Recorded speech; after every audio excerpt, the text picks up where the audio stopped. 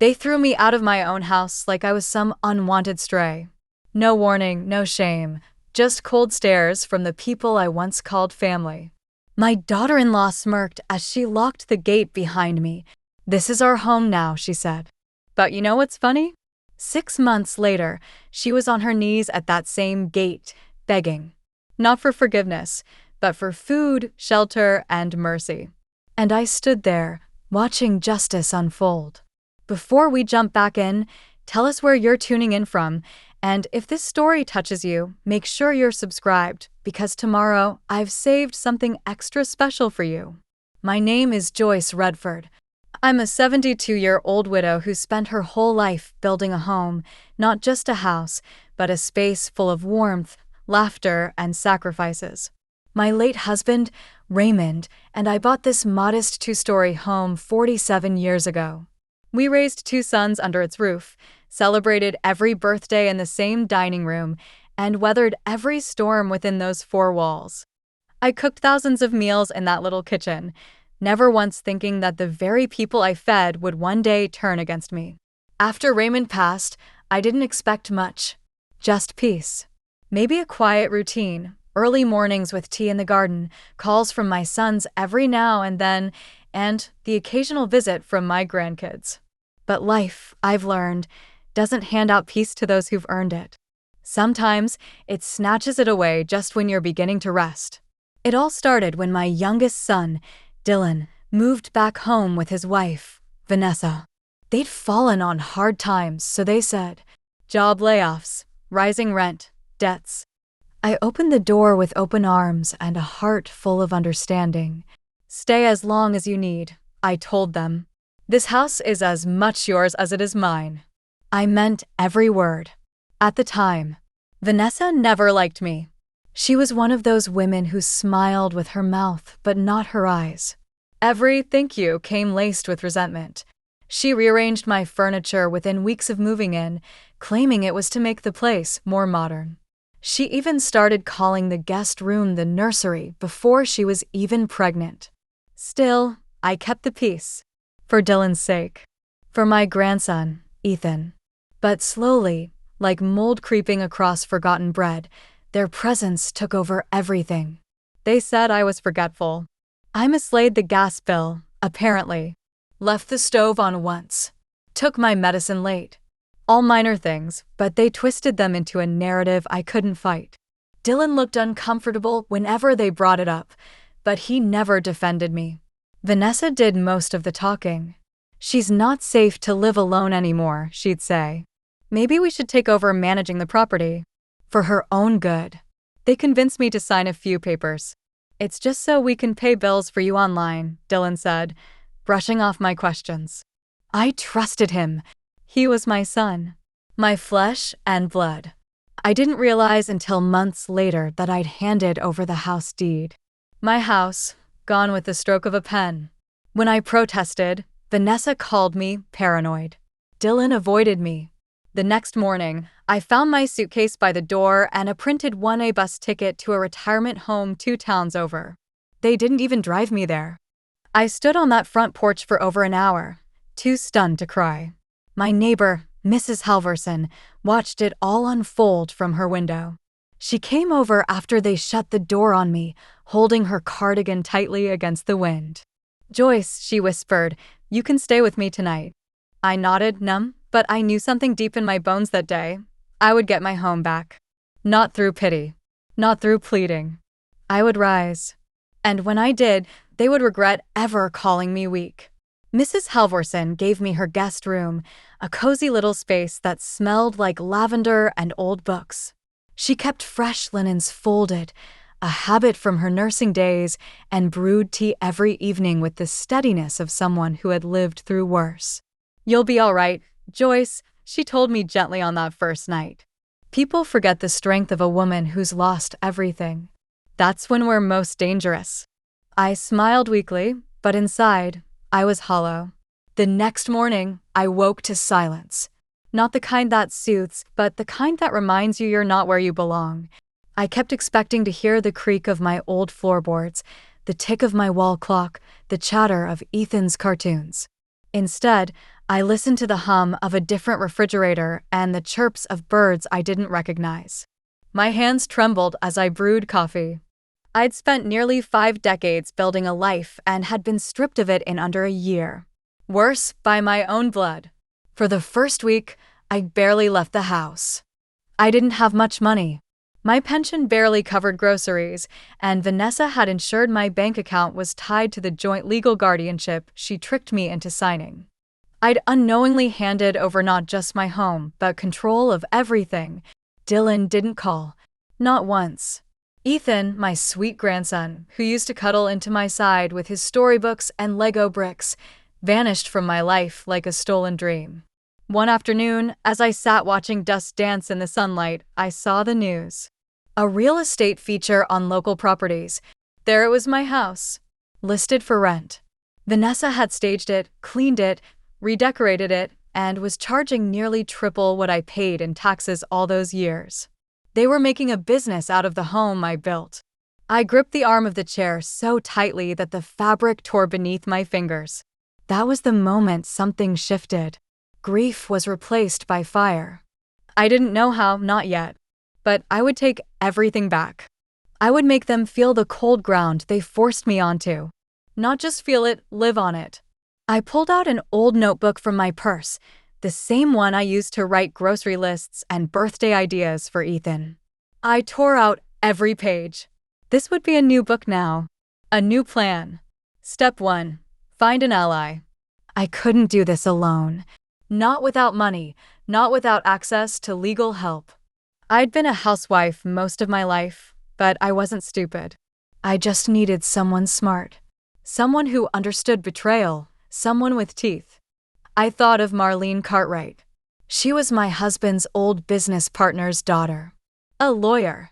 Ruthless, unmarried, and loyal to Raymond's memory. She was there at the funeral, I remembered. She hugged me longer than anyone else and whispered, "If you ever need anything, well." I needed something now. I called her the next morning. "Marlene," I said, trying to keep my voice steady. There was a pause. "Joyce, are you all right?"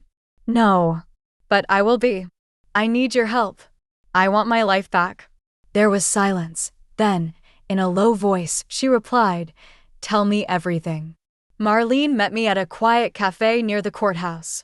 She walked in with her signature crimson coat and black heels, the kind of woman who made silence follow her like a loyal dog.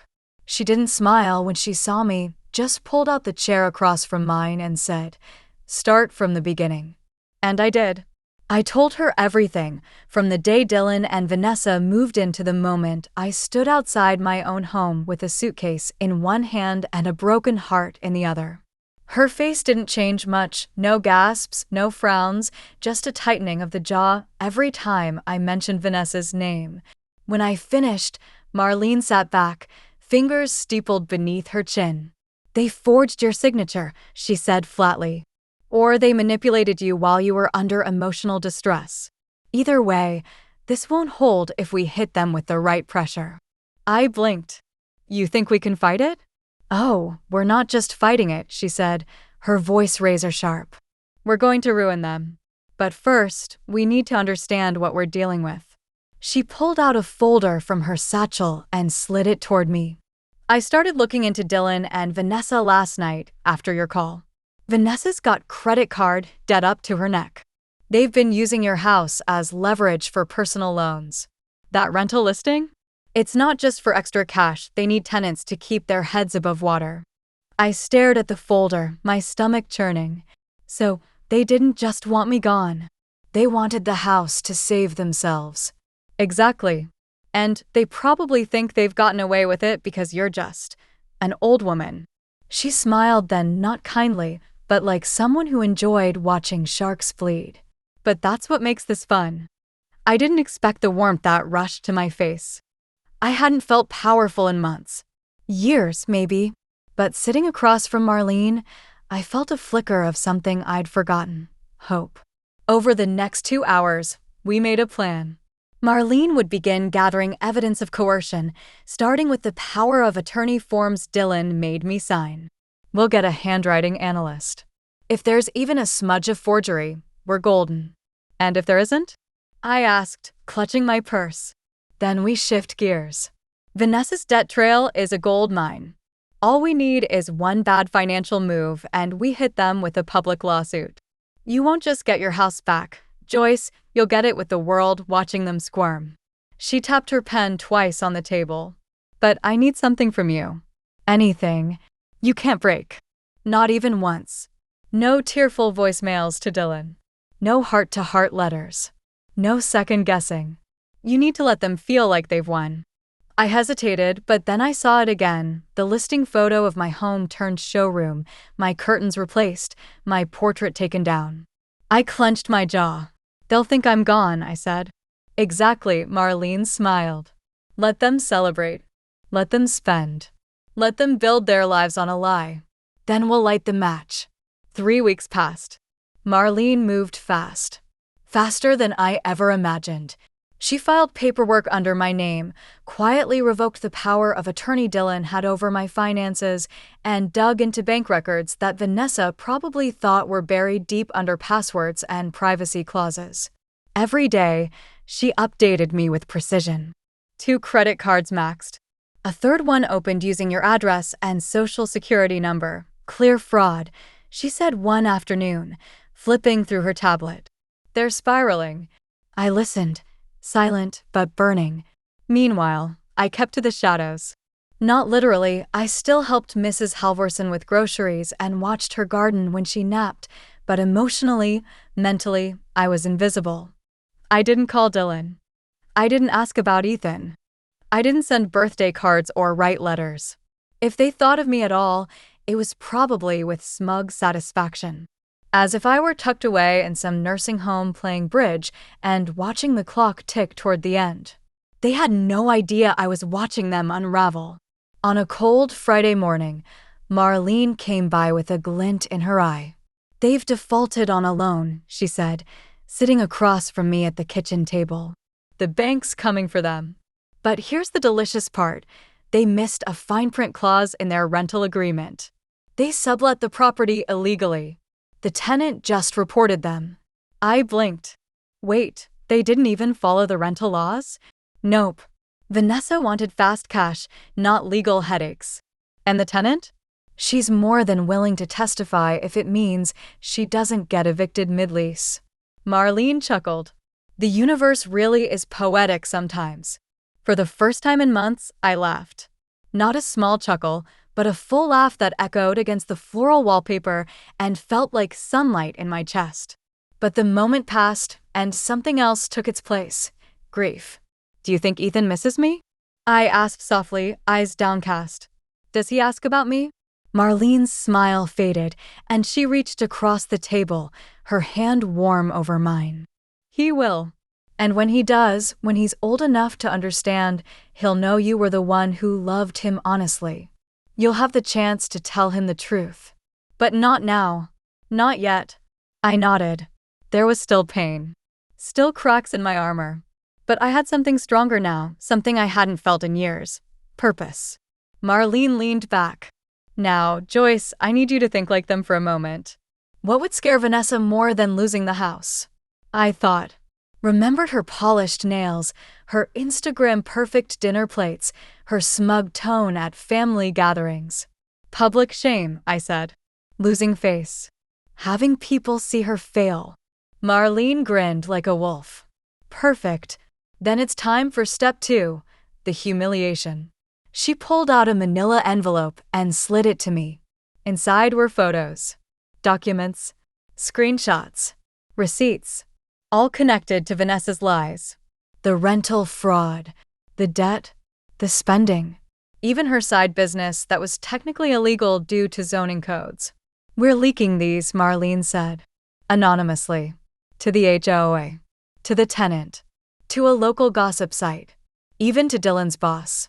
I hesitated. Is that too far? She tilted her head. Joyce, they stole everything from you and left you with nothing. What do you call too far after that? I stared at the documents. My fingers trembled as I touched them. So much power. So much truth. I nodded. Do it. And with that, the match was lit. It started with whispers. Mrs. Halvorson came home from her weekly bingo night with her eyebrows raised. "Did you hear?" she asked, setting her coat on the rack. "That young couple who moved into your old house. Well, there's been talk. Something about unpaid taxes and a false lease agreement. The neighborhood board is buzzing." I smiled quietly. "Really? How odd." I didn't need to ask. I already knew. Marlene's plan was working. By the end of that week, Vanessa's curated little world began to fray at the seams. It started with a tenant's complaint going viral on a local neighborhood forum. She posted screenshots of her lease, Vanessa's texts, even photos of the mold that had begun forming in the downstairs bathroom Vanessa never bothered to fix. She titled the post, "Landlords from Hell, the Redford's Dirty Game." Then came the HOA. Apparently, Vanessa had violated several codes: too many short-term guests, unauthorized remodeling, and parking infractions. Dylan tried to talk his way out of it during the next HOA meeting, but the board members were merciless. One of them, a stern man named Gary who used to compliment my pies at the block parties, said, "Funny how fast things changed around here after your mother disappeared."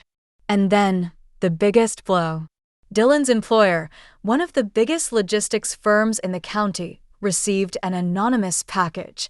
Inside, Vanessa's rental scams, debt records tied to Dylan's address, and a financial trail showing misuse of funds. Dylan was called in for questioning and placed on unpaid suspension pending an internal investigation. They didn't know it yet, but they were circling the drain. Marlene called me that evening. "Phase 2 is complete," she said. "Now we wait for them to panic. When people panic, they make mistakes." And sure enough, the mistakes came fast and loud. That weekend, I saw Vanessa outside my old house from across the street. Her hair was undone, her robe half open, and she was yelling on the phone while pacing the porch. A few neighbors stared. Some whispered. One old man took a video on his phone. I watched from behind a tree, heart pounding.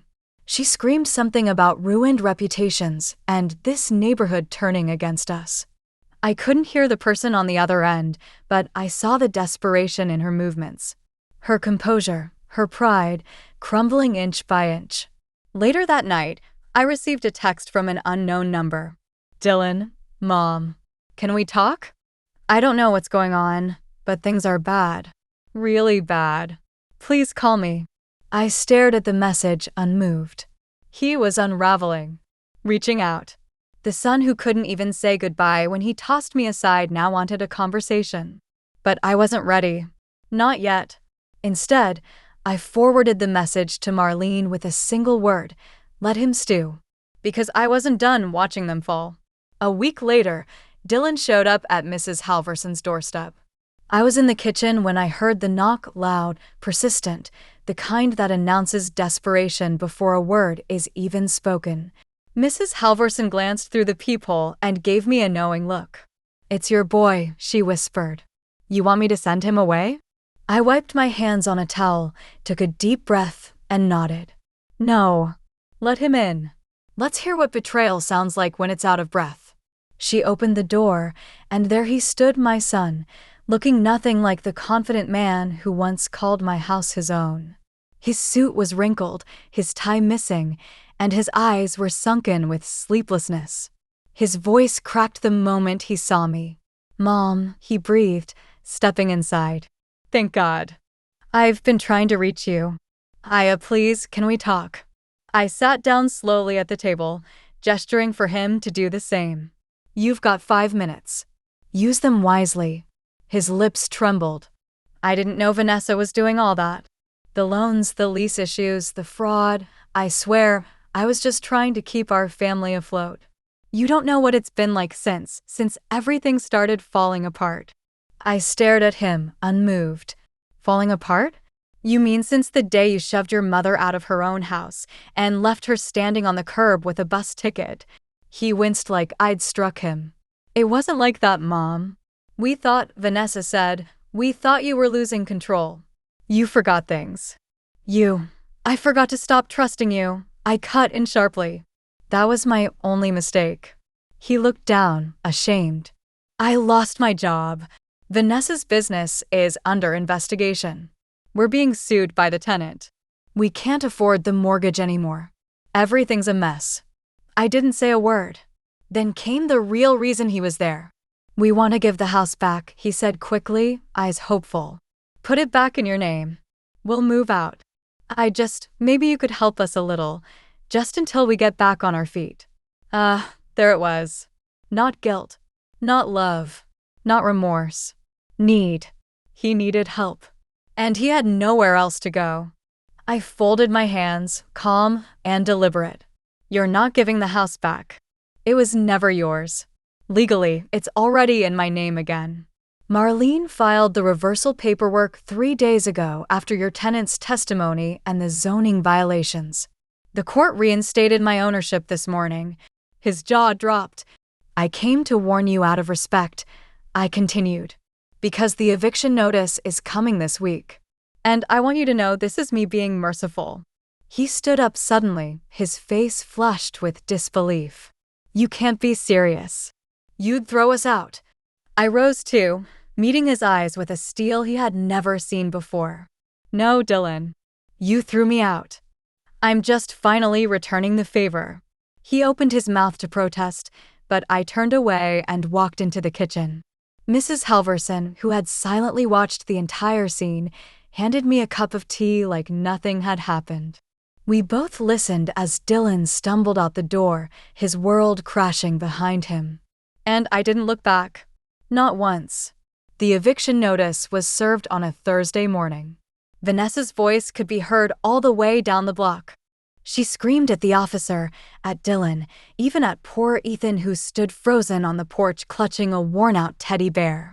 I wasn't there to witness it directly. Marlene advised me to stay away for my own peace, but Mrs. Halverson got the full report from her friend at the post office who happened to be making a delivery. They were red in the face, she told me, sipping her herbal tea with wicked glee. Vanessa tried to slam the door on the officer. He just held out the paperwork like it was a wedding invitation. She nearly tripped over her own ego trying to keep up with him. I didn't celebrate. Not yet. Because while the legal battle was now over, my house back under my name, the damage done to their credit and reputation nearly irreparable, I still hadn't walked through my own front door again. That day came 2 days later. I stood on the sidewalk, staring at the house that held decades of memories. The shutters had been painted over in a dull gray. My rose bushes were gone, replaced by gravel. Even the welcome mat was different, cheaper, synthetic, and cruelly impersonal. But it was still mine. And I would reclaim every corner of it, piece by piece. Marlene was beside me, clipboard in hand. They left this morning, she said. Didn't even lock the garage. Probably too embarrassed to be seen moving out. Half the neighbors watched. I nodded and stepped forward. The key turned slowly in the lock. I pushed the door open and walked into silence. The living room was bare, cold even. My floral curtains were gone.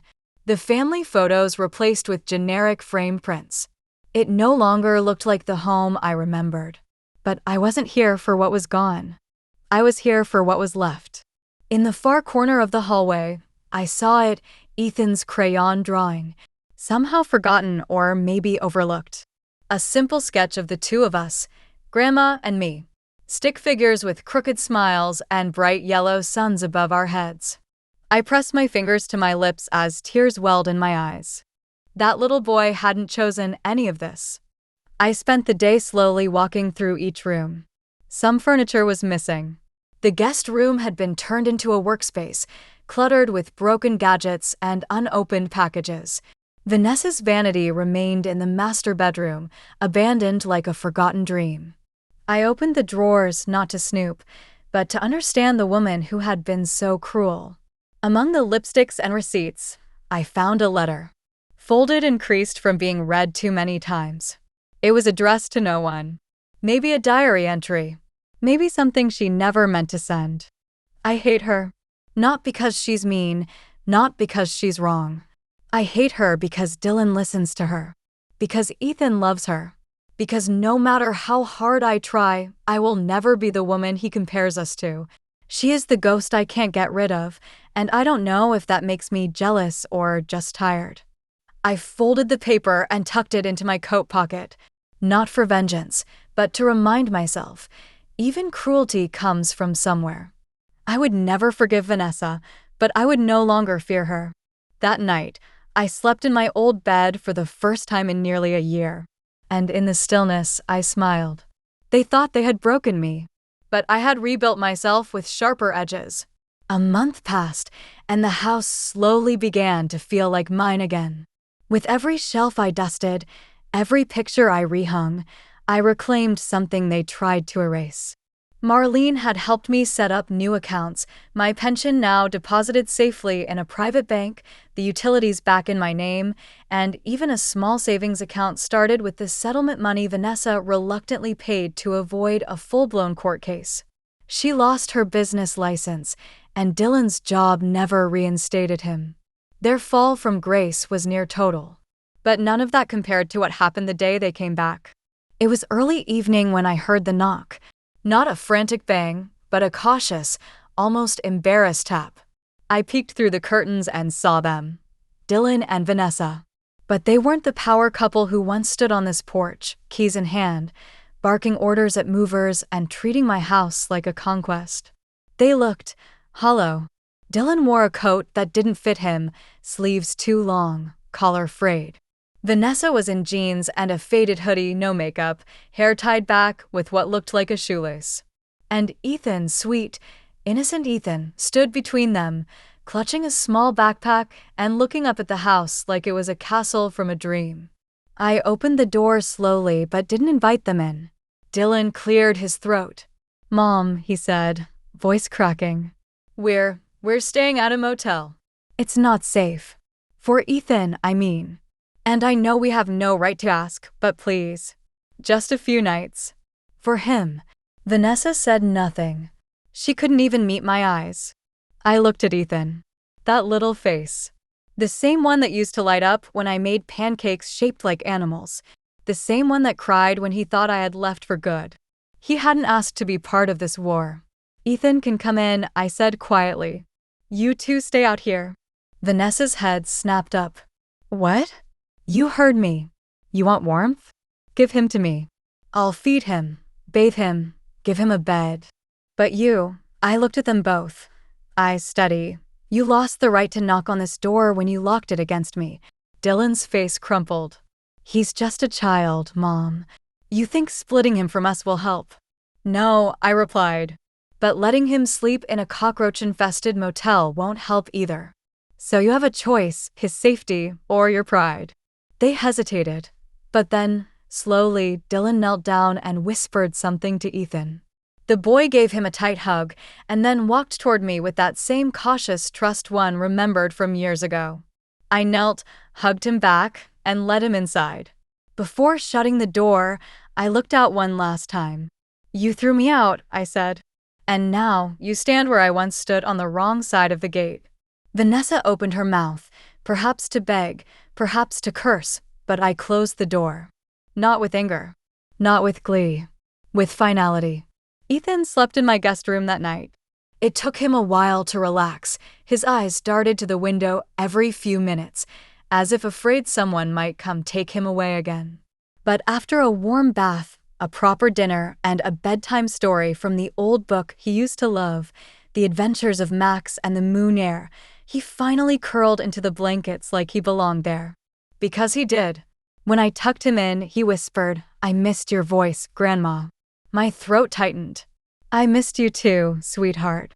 More than you can imagine." After he drifted off, I stood in the doorway for a long time, just watching. Breathing. Healing. It struck me then, the irony. The revenge, the court battles, the public humiliation, all of it had been for justice. For balance.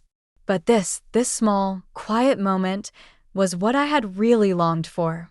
Peace. Love. Family uncorrupted by greed. The next morning, I made pancakes shaped like stars. Ethan laughed when I flipped one too high and it landed crooked. It was the sound of childhood, the kind I thought I'd lost forever in the storm of betrayal. He didn't ask about his parents. Not once. And I didn't offer updates. I suspected he sensed the tension, but children are resilient. He clung to what made him feel safe. Later, as he played with a box of old toys I'd kept tucked away in the attic, I called Marlene. "They came to the house," I said. She sighed. "I figured they would. Desperate people always return to the place they destroyed." I let Ethan stay.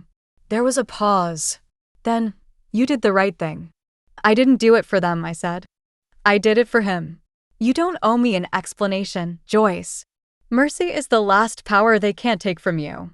Use it how you see fit." I thanked her and hung up, watching the sunlight stream through the curtains. It landed softly on Ethan's curls as he built a castle out of blocks. That afternoon, I found Vanessa pacing outside the gate again. She didn't call out. She didn't knock. She just stood there, eyes glassy, arms folded, like a ghost trying to haunt a place she no longer had claim to.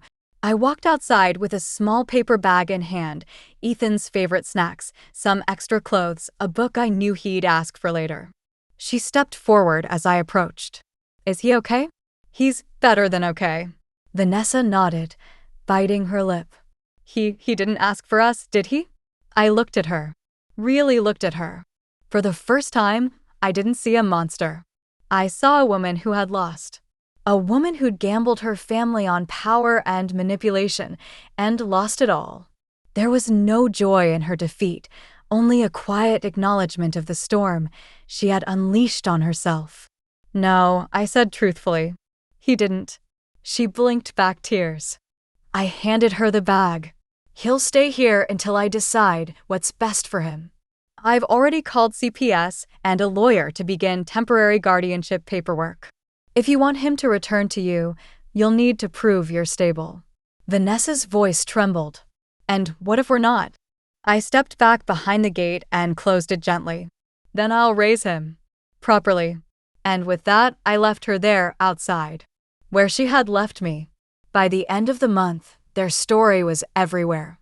The local news site ran a piece titled, "Socialite Couple Ousted After Real Estate Fraud and Family Scandal," with a picture of Vanessa looking panicked in front of my house, clutching a legal folder to her chest like a shield. Dylan was shown trailing behind her, head down, a shadow of the man he once pretended to be. Ethan was cropped out. Thankfully, Marlene made sure of that. We kept him away from the cameras, from the mess. But everyone else? They weren't spared.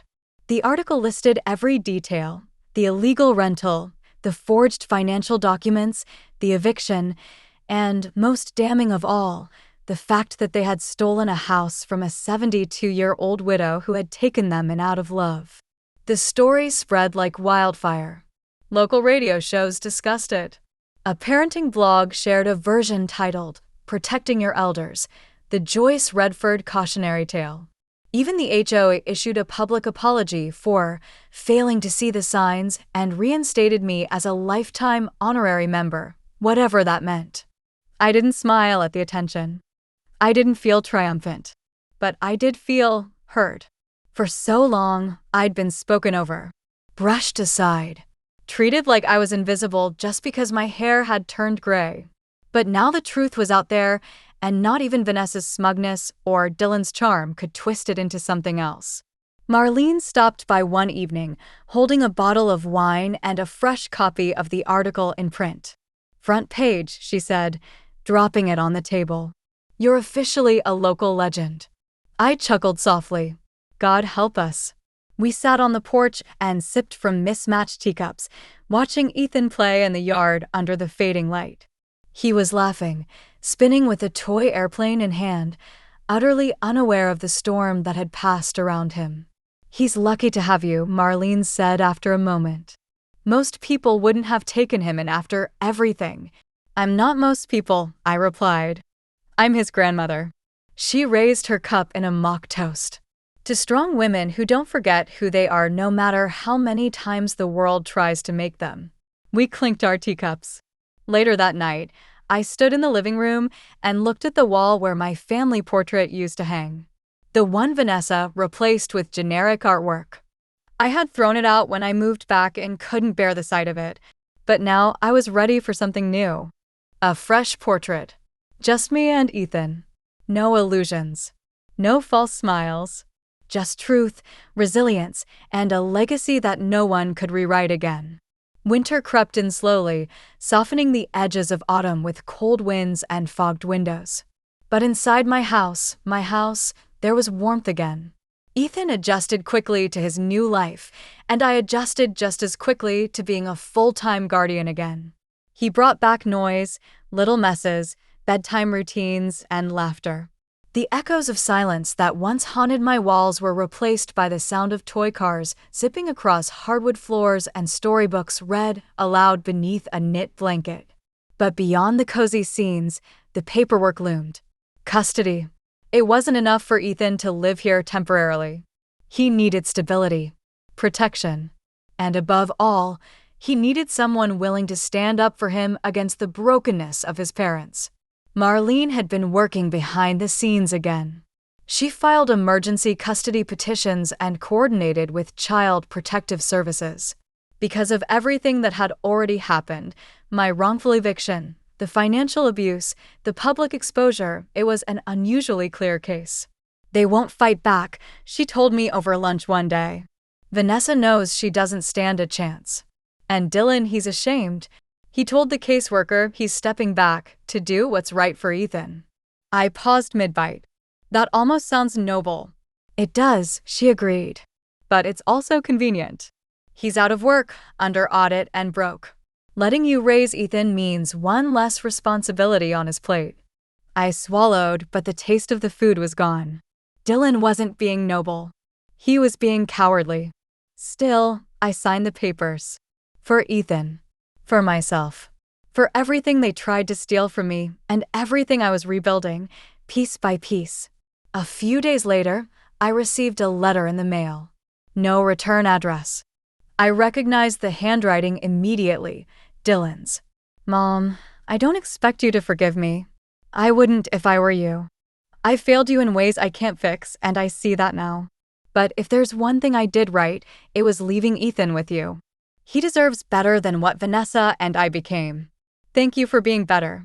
For all of us. Dylan and I sat in my chair for a long while after reading it. I didn't cry. Not because I wasn't hurt, but because I had already mourned the son I once knew.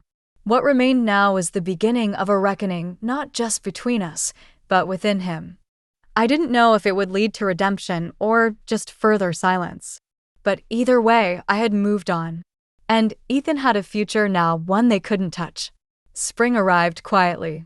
It didn't announce itself with trumpets or fireworks, just a shy green sprouting from beneath the frost, a bird's song breaking the morning silence, and sunlight softening the edge of every cold morning. In many ways, it mirrored my life. Not loud, not flashy, just healing. Ethan thrived. He started at a nearby elementary school, quickly became known as the boy who could name all the planets in order and spell Tyrannosaurus without blinking. The teachers loved him. The other kids, not so much at first. They didn't know what to make of the quiet, serious boy who always looked like he was trying to solve the world's secrets. But then he smiled. And the world followed. At night, we planted tomatoes in the garden. He insisted on doing most of the digging. It's man's work, he'd say with a puffed chest, and I'd pretend to swoon. I'd miss the play, the innocence, the pure and effortless way a child can bring laughter back into a home that had forgotten how to carry it. One afternoon, while we were pulling weeds, he asked a question that rooted me to the soil. Grandma, will my mom ever come back? I sat down beside him, wiping dirt from my hands. She might. One day. He didn't respond right away. Instead, he picked up a worm and gently moved it to a safer patch of earth. I don't think I want her to. I looked at him. Why not?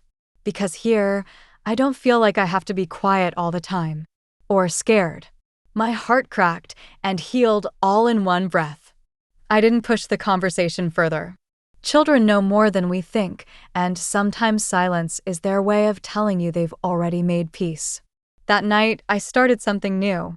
I opened a journal, not the one I had used to draft revenge or document legal battles. A fresh one, clean pages, a beginning. On the first page, I wrote, "Dear Ethan, one day, when you're old enough, you'll ask about everything.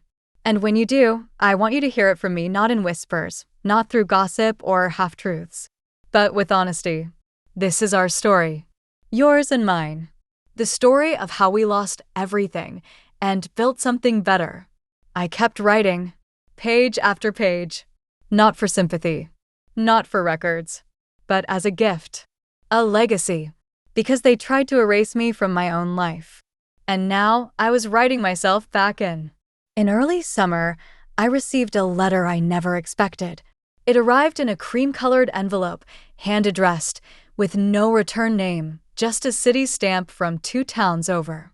For a moment, I thought it might be from the church I used to attend, or perhaps from an old friend reaching out after reading about me in the news. But when I opened it, my heart stilled. It was from Dylan. A wedding invitation. Not his, of course. His cousin, my late husband's niece. The wedding was being held at a rustic inn by the lake, and the guest list, he noted in his short note tucked inside the envelope, wouldn't be complete without you, Mom. Everyone misses you. I miss you. Please come. I sat at the kitchen table for over an hour with that envelope in my hand. He wanted me there, not because of guilt, not even because of Ethan, but because in his own quiet way, he was reaching for a branch after being submerged too long in water. I didn't give an answer right away. That evening, after dinner, I showed Ethan the card. "This is from your dad," I said gently. "Do you want to go with me? Just for the day?" Ethan thought about it for a long time. Then he asked, "Will he be nice?" "He'll try," I said. "That's all we can ask for." So we went. The wedding was small and lovely. The lake shimmered in the background, dragonflies hovering like glitter in the air. I wore the soft blue dress I used to save for church, and Ethan wore suspenders that made him look like a miniature gentleman. Heads turned when we arrived, but no one whispered. Not this time. I spotted Dylan near the back. He froze when he saw us. I watched 1,000 emotions flicker across his face: shock, guilt, relief, hope. He walked over, hesitant.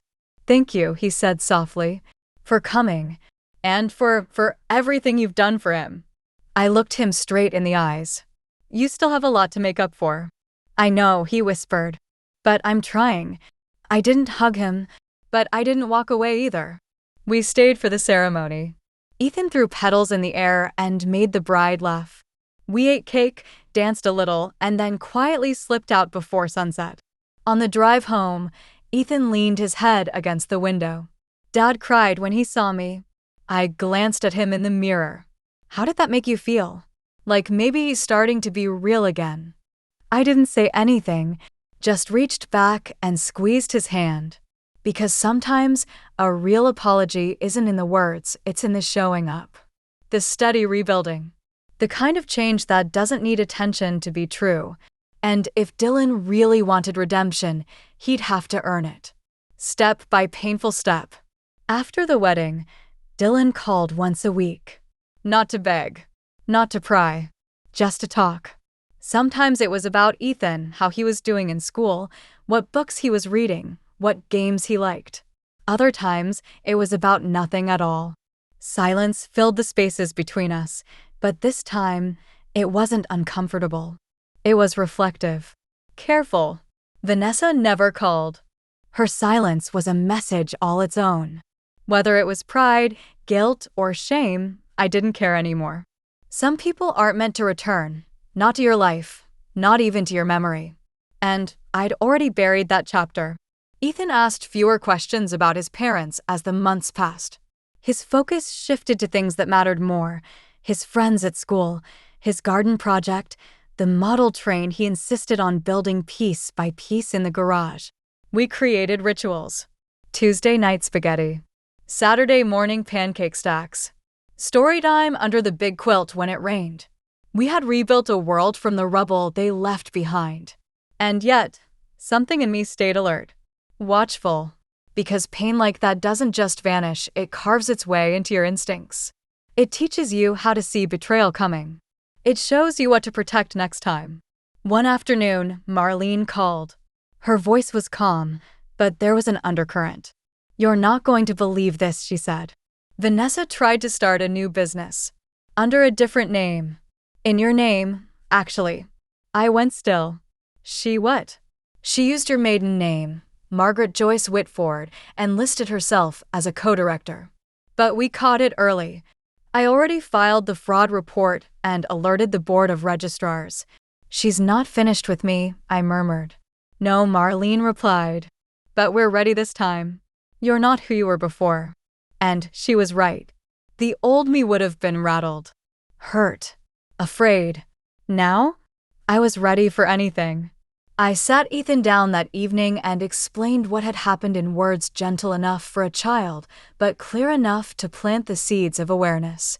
Sometimes, I told him, people try to steal things that don't belong to them, not just homes or money, but names. Stories. And when they do, you don't run. You don't hide. You fight with truth. Quietly. Firmly. He nodded, absorbing every word. "I'm not scared," he said. "Because you're not." And that was enough for me. Let them try again. This time, I wasn't alone. I had lawyers. I had the law. I had the community. And most importantly, I had Ethan. Not just as a boy I loved, but as a reason to keep standing tall. They threw me out once. But now I was rooted. And this time, I wasn't just staying. I was thriving. It was late August when the tomatoes finally ripened. Ethan ran to the garden barefoot, yelling like he'd struck oil. "Grandma, look. The big one's red. It's red and fat and ready." He cradled the plump fruit like a treasure, eyes wide with wonder. I followed behind him, apron dusted in flour from baking, and together we knelt in the soft earth to pick the harvest we'd nurtured since spring. There was something poetic in it, watching him pull life from soil, watching him smile where silence used to live. It reminded me that healing isn't always loud. Sometimes it's a tomato on the vine, a laugh echoing off the back fence, a quiet dinner with no shouting. Peace isn't given, it's grown. We brought the tomatoes inside, and I sliced them for sandwiches while Ethan set the table like a little gentleman. As we sat down to eat, he asked me, "Can we always live here? You and me?" I looked around. The kitchen that once held so many ghosts now glowed with light, fresh curtains, and a warmth that had taken months to rebuild. "Yes," I said. "This is our home. Forever." And I meant it. Later that night, while Ethan did his reading homework, I flipped through a photo album I'd tucked away for years. The early pages held images of my sons as children, grinning at birthday cakes, playing in sprinklers, hugging Raymond like the world would never change. Then came the later pages. Fewer smiles.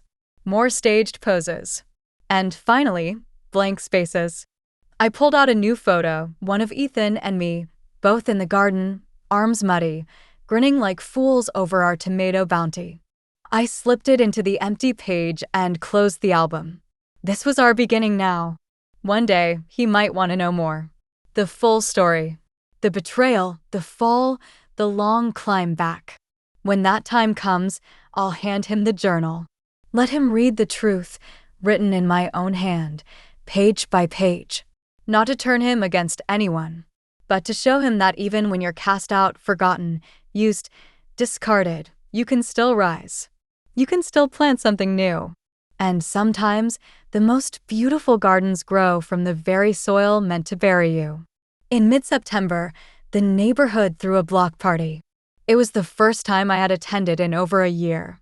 The last time, I stood by the punch table feeling like an outsider in my own street, while Vanessa paraded around with a drink in hand and a smirk on her lips, calling herself a modern matriarch.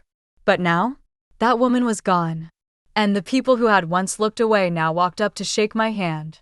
"You showed us what strength really looks like," said Mr. Halstead, the HOA treasurer, offering me a slice of peach pie. Mrs. Mendelssohn from across the street gave me a long hug and whispered, "You taught me to protect my mother better."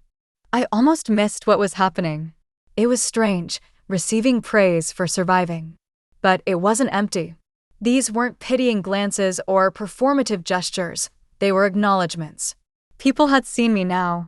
Not just the sweet old woman on the corner, but the fighter, the mother, the survivor.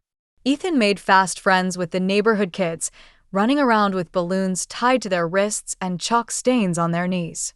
He kept running back to me every 15 minutes just to check in, just to say, "Still here, Grandma," with that little grin. Always. Later in the evening, Marlene showed up, uninvited but welcomed. She walked straight to me with her usual confident stride and handed me a small wrapped box. "This isn't legal," she joked. "It's just sentimental."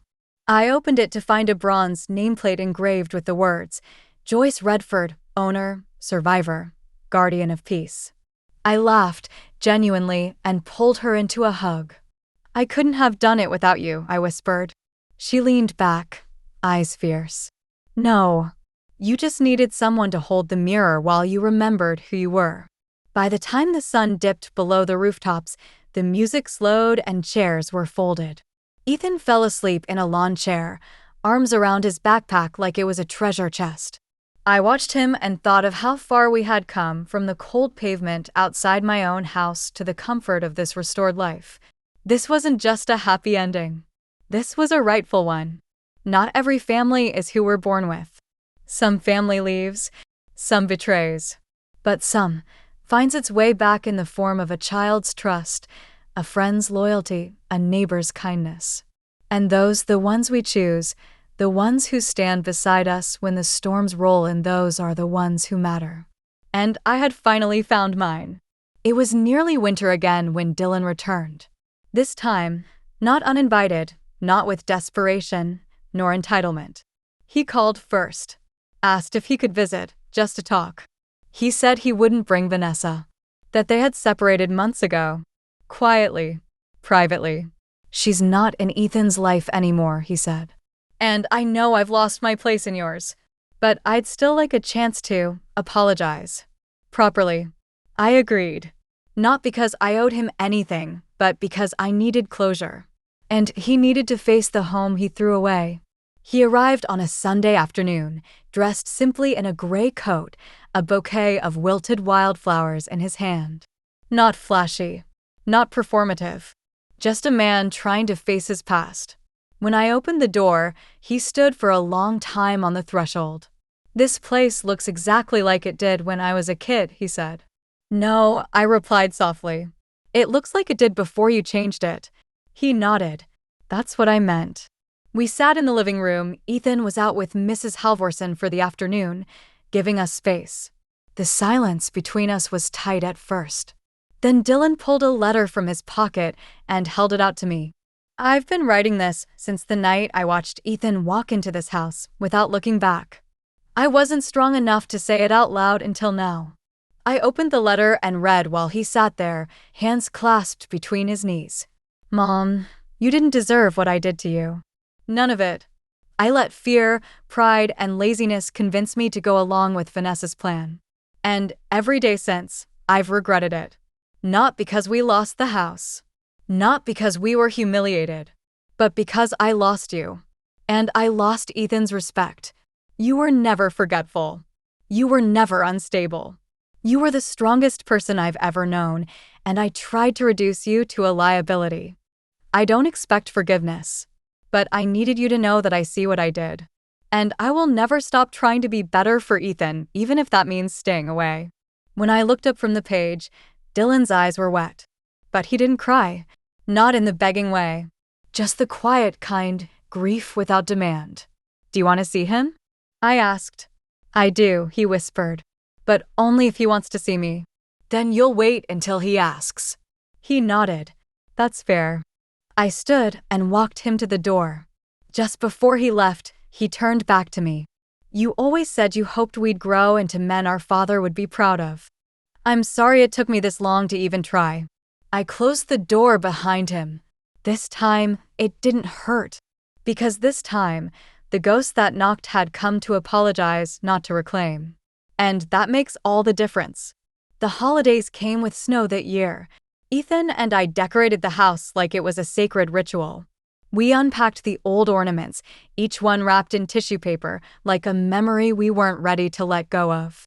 I watched him carefully hang a small silver star, the one Raymond gave me during our first Christmas in the house. Was Grandpa funny?